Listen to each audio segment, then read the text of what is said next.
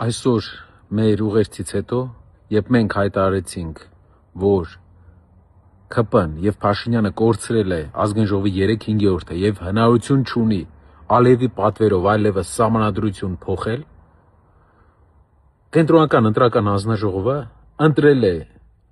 երկու տեղամաս, որտեղ Բարգավաճ Հայաստան կուսակցությունը ամենաշատ ձայները ունի, եւ այդ տեղամասերի արդյունքները չեղյալ է հայտարարել, քանի որ իրապես եղել են